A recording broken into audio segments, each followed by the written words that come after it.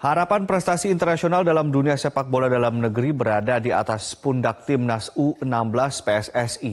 Tim besutan pelatih Bima Sakti tengah mempersiapkan diri menghadapi favorit juara grup Cina dalam penyisihan putaran final Piala AFC U16 tahun 2020. Adakah secerca harapan masa depan dari timnas U16 PSSI saat ini? Bisakah mereka lebih berprestasi ketimbang timnas senior yang kerap mandul di kancah internasional? Sudah hadir di studio Anton Sanjoyo atau Bung Joy, pengamat sepak bola untuk berbincang mengenai permasalahan ini. Selamat pagi Bung Joy. Pagi. Bung Joy, ini pesta gol di babak kualifikasi. 3 kali permainan, 3 kali menang. Apa sebetulnya yang bisa diulas dari ini? Ya, kalau kita lihat sebetulnya persaingan di grup G ini memang hanya ada Indonesia dan Cina yang kuat ya. Tim lain sebetulnya kalau kita lihat Filipina atau Brunei memang bukan lawan Indonesia atau termasuk Cina. Filipina? Termasuk Filipina. Kalau di tingkat junior Indonesia masih jauh lebih bagus. Dan Mariana Utara untuk posisi nanti di runner up misalnya kita tidak bisa menang lawan Cina, memang tidak dihitung karena memang di grup ini kelebihan tim. Jadi yang dihitung hanya 2 tim yang lebih baik dari yang paling bawah. Jadi yang dihitung nanti Indonesia melawan Brunei dan Filipina untuk posisi runner up. Kalau tidak bisa menang melawan Cina. Jadi kalau peta kekuatan, kalau kita bicara soal Piala Asia U16, siapa yang paling kuat? Indonesia termasuk yang kemudian ditakutikah? Kalau di level junior, salah satu yang ditakuti di Asia Tenggara dan mungkin juga di Asia memang Indonesia masih termasuk ya. Kita pernah juara di beberapa event di level junior, di U19 kita pernah bahkan juara, di level U16 kita di kompetisi-kompetisi atau di turnamen-turnamen internasional kita sering juara. Di Brunei Darussalam beberapa tahun yang lalu U15 kita juga juara. Jadi di level junior Indonesia masih dihitung. Tapi sesudah masuk ke level semi-pro atau level senior, mulailah kita tidak lagi masuk hitungan. Bahkan di Asia Tenggara level timnas senior kita tidak dihitung sama sekali. Kenapa Bung Joy? Banyak yang bilang bahwa ini karena memang kompetisi di Indonesia tidak berjenjang kemudian sampai ke senior. Ini mungkin bisa diulas di satu persatu secara detail kenapa kemudian junior kita unggul, tapi kalau udah masuk ke senior kita mandul kalau tadi kita baca. Iya, karena kalau di junior sampai level U16 atau 18 masih ada beberapa kompetisi yang berjalan secara reguler di beberapa daerah. Sehingga kemudian basis pemain yang berkompetisi di level junior itu kualitasnya cukup baik untuk bersaing di level Asia karena mereka punya jam terbang tinggi. Tiap pekan mereka bermain, karena kan kalau roadmapnya AFC tim junior di bawah 18 tahun itu harus main 30 competitive match minimal.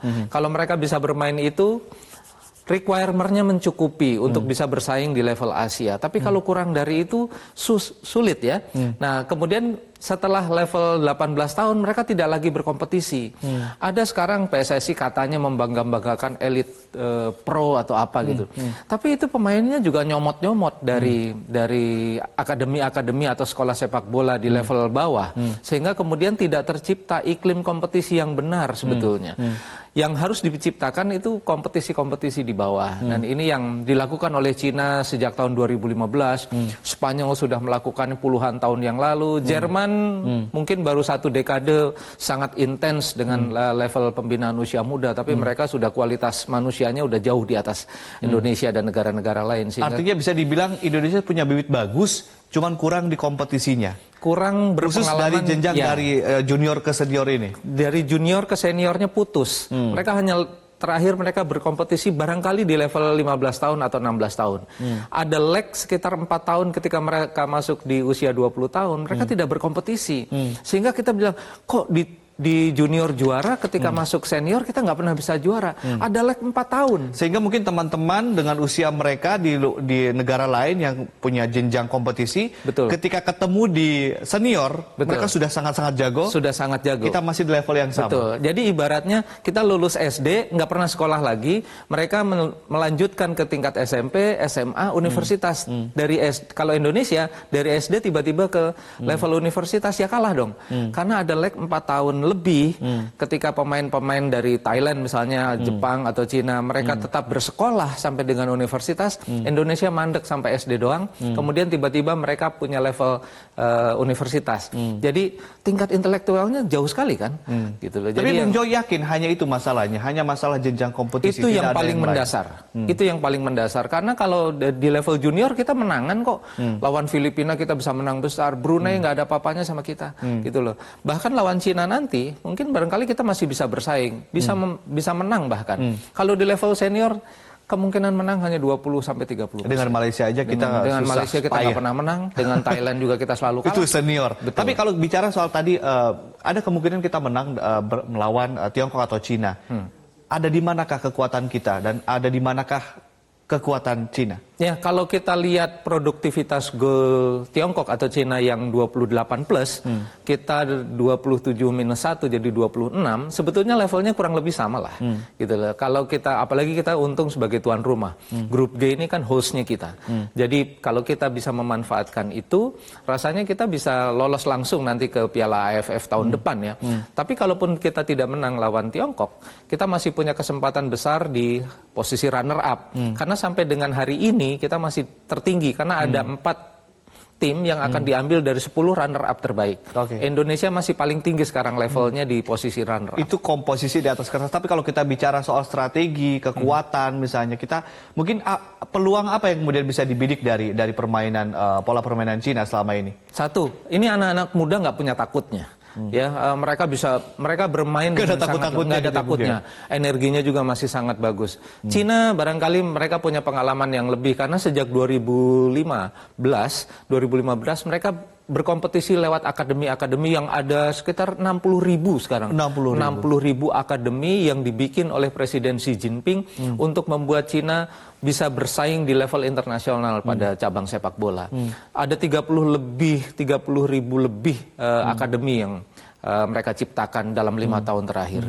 Jadi memang Cina luar biasa progresnya, tapi Indonesia di level 16 tahun masih bisa bersaing. Saya sangat yakin. Sangat yakin. Tapi U16 kalau saya baca targetnya ternyata tidak muluk-muluk, masuk final saja udah untung. Apakah targetnya terlalu rendah atau itu target yang bisa diterima atau seperti apa? Ya, rasanya kita perlu lolos dulu lah. Kalau saya yakin kita masih bisa lolos sampai ke tahun depan. Nggak kerendahan tuh dengan target seperti itu? Enggak lah, karena memang karena di level junior kita masih kita bisa bersaing, tapi untuk bisa jadi juara memang cukup berat. Kalau bisa masuk semifinal saja menurut saya cukup bagus ya. Karena melihat persaingan dengan negara-negara yang tradisional dalam 20 tahun terakhir di Asia sudah sangat kuat di cabang sepak bola, Jepang, Uni Emirat Arab, Yordania, Qatar, itu Korea apalagi, itu betul-betul kita butuh perjuangan ekstra. Tapi sekali lagi di level 16 tahun, bahkan di level 18 tahun, kita masih bisa bersaing. Ini yang akan menjadi bekal sebetulnya bagi Bima Sakti. Karena pemain-pemain ini belum punya beban apapun sebetulnya. Mereka kurang disorot oleh media. Ya adalah sekali-sekali. Tapi begitu mereka mendapat sorotan banyak media, itu yang udah jadi. Mereka akan luntur pada waktunya. Jangan terlalu disorot makanya. Oke, itu penyakitnya gitu ya Bung Joy. Tapi soal pembinaan usia muda. Tadi Bung Joy bilang bahwa di negara lain akademi-akademi itu punya link langsung begitu ya dengan kompetisi. Betul. Saya mendapat informasi dari PSSI juga punya tuh seperti kan kalau kita lihat sekolah-sekolah sepak bola selama ini kendalanya tidak ada link, tidak ada match dengan kemudian dengan klub dan segala macam. Tapi PSSI bilang sekarang sudah ada upaya seperti itu. Anda melihatnya seperti apa? Ya, mereka menamakan dirinya Elite Pro, Elite Academy lah kalau tidak salah. Tapi sebetulnya yang harus dibikin oleh PSSI itu link yang benar-benar jalur yang dibuka.